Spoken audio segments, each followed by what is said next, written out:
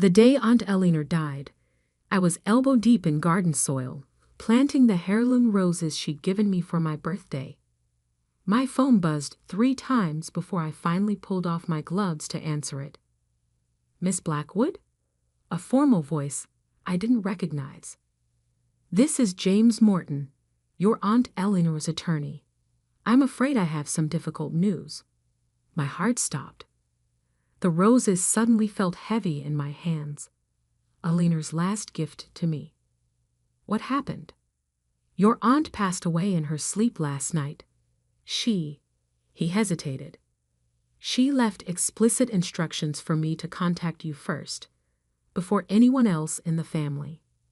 I sank to my knees in the dirt, barely registering his words. Aunt Eleanor, the woman who taught me to read, who'd snuck me chocolate chip cookies during dreary family functions, who'd supported every dream I'd ever had, was gone. "Miss Blackwood, are you there?" "Yes," I managed. "I'm here." What do you need me to do?" "Your aunt left specific instructions about her funeral arrangements." And another pause. "She left you a letter that must be opened before the service. Would you be able to come to my office today?" I looked down at the roses. Queen Elizabeth variety, Eleanor's favorite. She'd handed them to me just 2 weeks ago, her eyes twinkling with her usual mischief. "These have been in my family for generations," she'd said, "just like secrets." At the time, I'd thought it was just another of her cryptic comments. Now, I wasn't so sure. "I'll be there in an hour," I told the lawyer. James Morton's office was exactly what you'd expect from someone who handled old money. All dark wood and leather-bound books, with a view of the city skyline that probably cost more than my yearly salary. He stood as I entered, offering a sympathetic smile. "Miss Blackwood, thank you for coming so quickly. Please, have a seat." I sat in one of the plush leather chairs, trying not to fit it. "Mr. Morton, what's this about? Why did Aunt Eleanor want you to contact me first?" He reached into his desk drawer and pulled out 2 envelopes. One was thick, official-looking, with the law firm's letterhead. The other was smaller, cream-colored, with my name written in Eleanor's elegant handwriting. "Your aunt was an unusual woman," Morton said carefully. "Brilliant in business, but also quite particular about how things should be done. She left very specific instructions about her will and her funeral arrangements." "That sounds like Eleanor," I said softly. He slid the cream envelope across the desk. "She wanted you to read this privately. Then we can discuss the rest." My hands trembled slightly as I picked up the envelope. Eleanor's distinctive perfume, roses and vanilla, still clung to the paper. I opened it carefully, pulling out a single sheet of her personal stationery. "My dearest Olivia, if you're reading this, I've finally run out of time. Don't be sad. I've lived exactly the life I wanted, which is more than most people can say. But I need one last favor from you, my darling niece. At my funeral, you'll need to read a letter. One that will change our family forever. You'll find it in the hidden compartment of my jewelry box, the one I showed you how to open when you were 12. Remember the trick with the rose carving? Some people might call this revenge, but I prefer to think of it as justice. Long delayed, perhaps, but justice nonetheless. The truth is, I've left everything to you. Montgomery Industries, my personal assets, all of it. But there's one condition. You must read that letter at my funeral, with the entire family present. No exceptions. I know this is a lot to ask, especially now. But you've always been the strong one, Olivia. The honest one. That's why it has to be you. All my love, Aunt Eleanor. P.S. Don't let them bury me in anything beige. You know how I feel about beige. I read the letter twice, then looked up at Morton. She left everything to me. He nodded, opening the official envelope. Montgomery Industries, her personal estate, investment portfolios, approximately $89 million in total assets. But as she mentioned, it's conditional on you fulfilling her final request. My head spun. Eleanor had always been generous with me, but this was beyond anything I could have imagined. What about the rest of the family? My father, my cousins? There are some small bequests, but the bulk of the estate is yours, assuming, of course, you agree to her terms. I thought about my father, who'd always resented his younger sister's success. About my cousins, who'd spent years sucking up to Eleanor, hoping to inherit her fortune. About all the family gatherings where Eleanor had sat quietly, watching everyone with those knowing eyes of hers, like she was waiting for something. When is the funeral? I asked. 3 days from now. Your aunt was very specific about the arrangements. The service will be held at St. Michael's Cathedral, followed by a reception at her estate. The entire family is expected to attend. I stood up, clutching Eleanor's letter. Then I should go. I have a jewelry box to find. Morton called after me as I reached the door. Miss Blackwood? One more thing. Your aunt asked me to tell you. She said you'll know what to do with the truth. The drive to Eleanor's estate took 40 minutes, but it felt like hours. My mind raced with questions. What was it in that second letter? What secret was so important that Eleanor would make it a condition of her will? The gates opened automatically as I approached. Eleanor had given me the access code years ago, saying she trusted me more than her security system. The house was exactly as I remembered. A sprawling Victorian mansion set amid perfectly manicured gardens, with Eleanor's beloved roses climbing every available surface. Mrs. Peters, the housekeeper, met me at the door. Her eyes were red from crying. "Oh, Miss Olivia, I'm so glad you're here.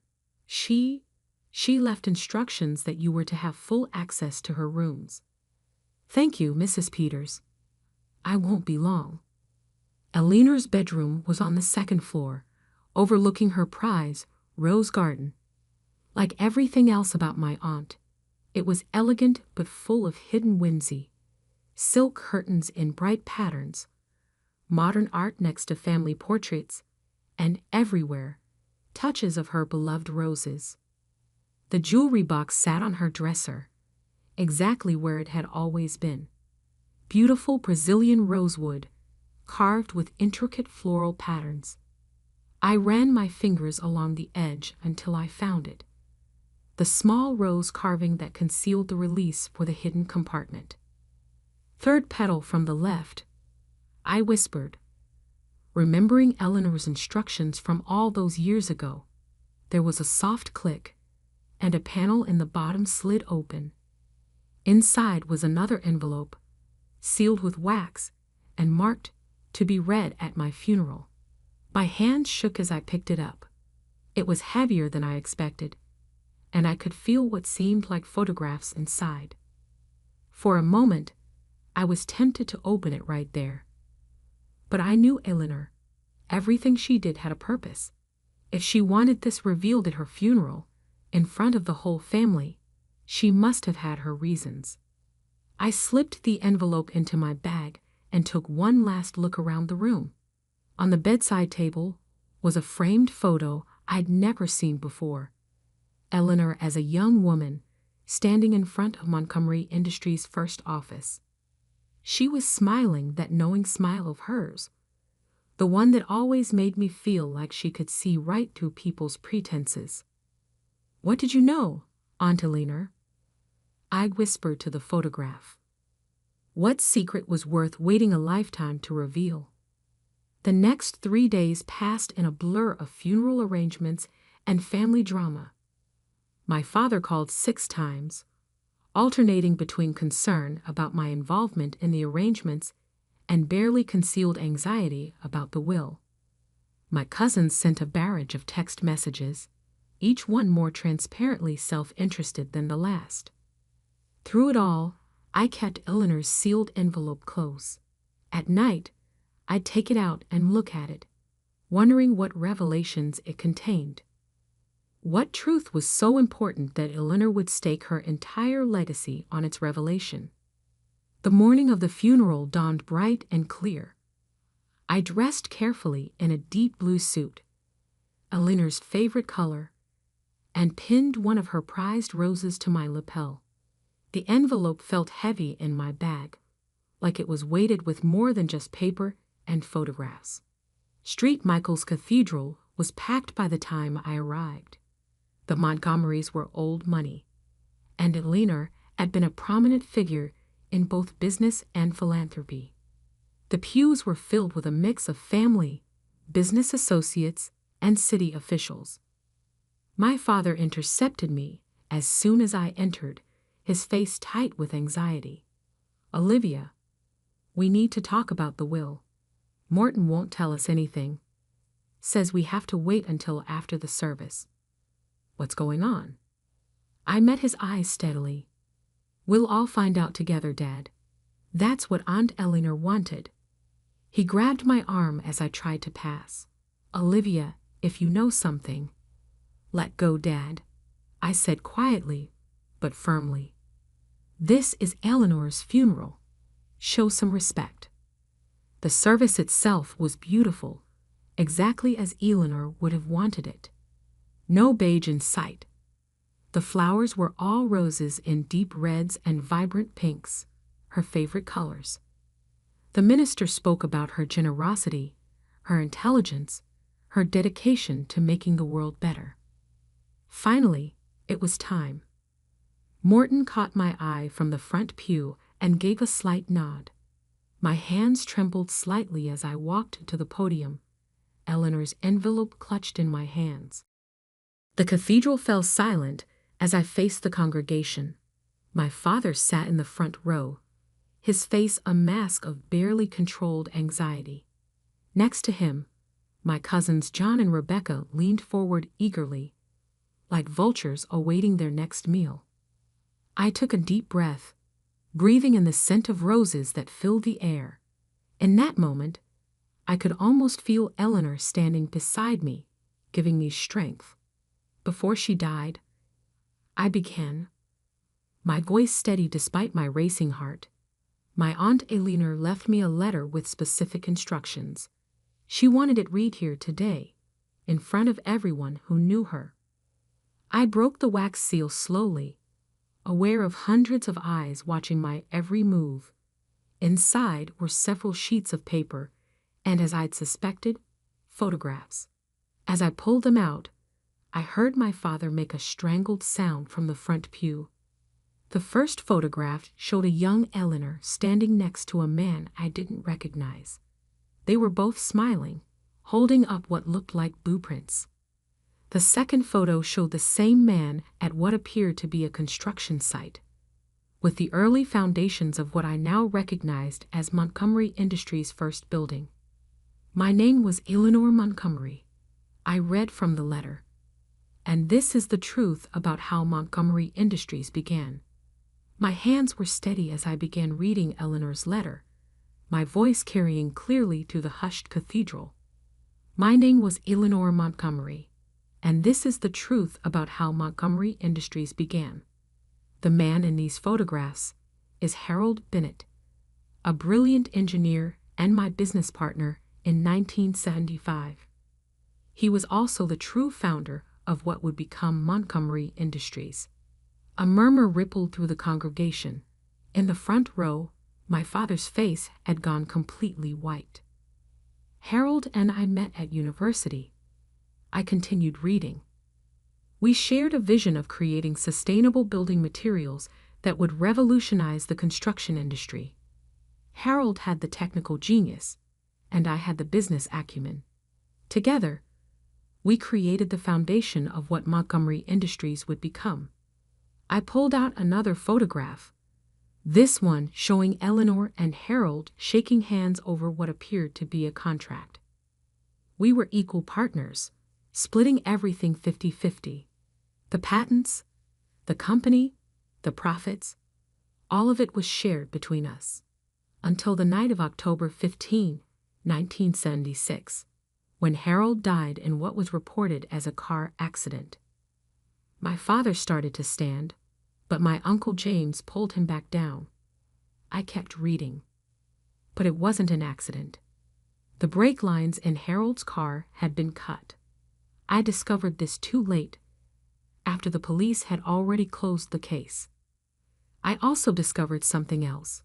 Papers had been filed just hours before Harold's death, transferring his entire share of the company to the Montgomery Family Trust. Papers that bore his signature. I looked up, meeting my father's eyes directly. A signature that I now know was forged by his business partner at the time, my own brother, Richard Montgomery. The cathedral erupted in gasps and whispers. My father stood up, his face contorted with rage. "Stop this immediately," he shouted. "This is slander."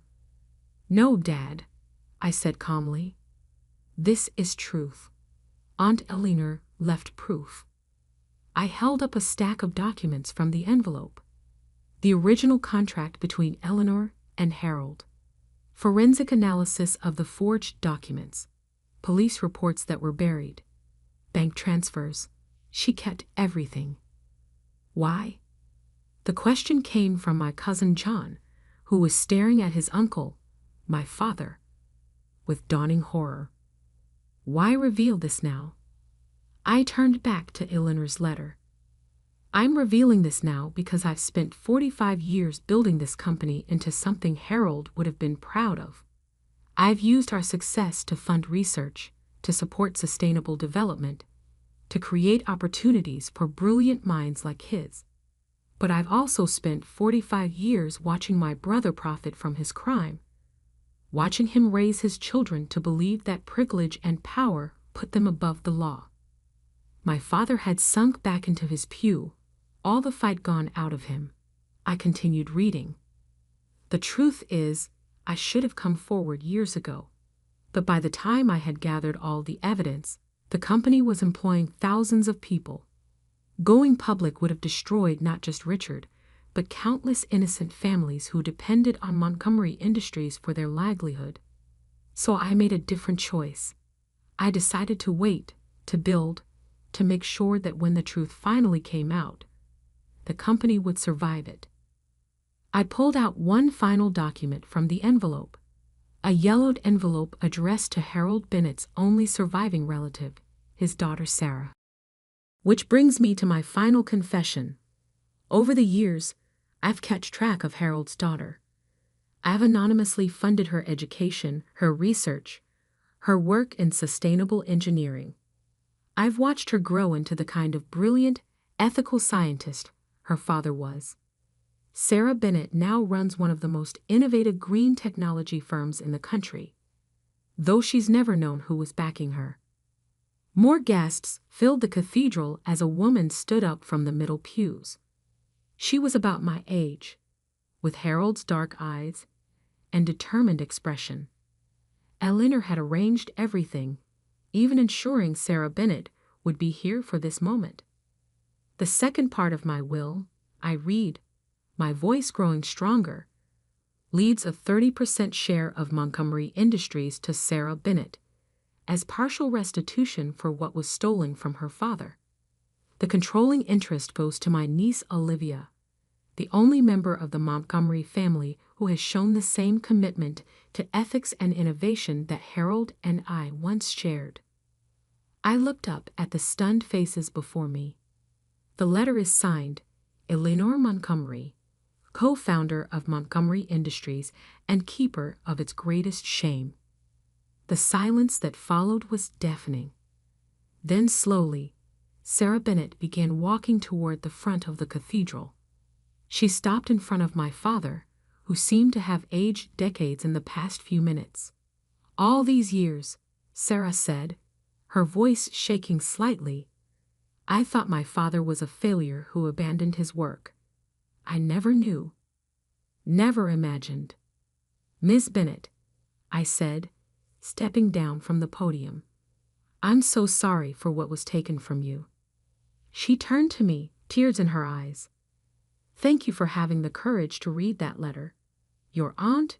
She was watching over me my whole life, wasn't she? She was trying to make things right, I said softly, in her own way. The next few hours passed in a blur. The reception was unsurprisingly tense, with family members splitting into factions. Those who demanded the letter be suppressed, those who insisted on going to the police, and those who simply sat in stunned silence. My father disappeared immediately after the service. I wouldn't hear from him for weeks, not until he checked himself into a rehabilitation facility, finally facing the guilt he carried for 45 years. In the months that followed, the truth about Montgomery Industries' founding became public knowledge. But Eleanor had been right. The company was strong enough to survive it. With Sarah Bennett's technical expertise and my commitment to Eleanor's vision, we began a new chapter in the company's history. 1 year after the funeral, I stood in Eleanor's rose garden, now blooming more beautifully than ever. Sarah had joined me for what had become our weekly meeting, where we discussed everything from company strategy to our shared love of sustainable innovation. You know what's strange? Sarah said, gently touching one of Eleanor's prized Queen Elizabeth roses. I always felt like someone was looking out for me, guiding my career from afar. I used to think it was my father's spirit. Now I know it was Eleanor. She tried to protect everyone, I said. The company, its employees, you, even my father in her own way. She just couldn't let the truth die with her. Sarah nodded thoughtfully. Do you think she made the right choice? Waiting all those years? I considered the question carefully. I think she did the best she could with an impossible situation. She turned a company built on fraud into a force for good. She made sure you were taken care of. And in the end, she made sure the truth came out on her terms. And what about you? Sarah asked. Do you ever regret being the one who had to reveal it all? I looked out over the rose garden, remembering Eleanor's knowing smile, her cryptic comments, her quiet strength. No, I said finally. Eleanor chose me because she knew I could handle it. She knew I'd understand that sometimes doing the right thing means facing uncomfortable truths. She would be proud of what we've built, Sarah said, gesturing toward the Montgomery Industries building visible in the distance. A real partnership, just like she and my father intended. I smiled, touching one of the roses Eleanor had given me, now blooming in her garden. She once told me these roses had been in her family for generations, just like secrets. But maybe it's time for new traditions. Truth instead of secrets. Partnership instead of power. Building something together instead of taking from each other. Sarah squeezed my hand. I think both our fathers would like that. That evening, as I sat in Eleanor's study, now my study, going over company reports, I found a small note tucked into her old desk calendar. It was dated the day she died, written in her elegant hand. Dearest Olivia, if you're reading this, you've done what I asked. You've faced the truth and handled it with grace. That's why I chose you, not just to inherit the company, but to make it better than it was, to make it what Harold and I dreamed it could be. The roses in the garden will bloom again next spring. When they do, remember that beauty can grow from even the darkest soil, if we have the courage to plant it. All my love, Eleanor. I placed the note carefully in my drawer and looked out at the garden, where the setting sun painted the roses in shades of gold. Eleanor had left me more than just a company. She'd left me a chance to right an old wrong, to build something meaningful, to prove that it's never too late for truth to bloom. Tomorrow, there would be meetings and decisions and all the responsibilities that came with running a multi-million-dollar company. But for now, I sat in the quiet of Eleanor's study, surrounded by the scent of roses, knowing that sometimes the heaviest inheritances aren't measured in money, but in the weight of the truths we choose to carry. And like Eleanor, I would carry this truth with grace, using it not to destroy, but to build, not to punish, but to heal, creating something beautiful from the soil of the past. After all, that's what Eleanor had done. That's what she had trained me to do. And somewhere, I knew, she was watching with that knowing smile of hers, proud that her final secret had finally found its way into the light.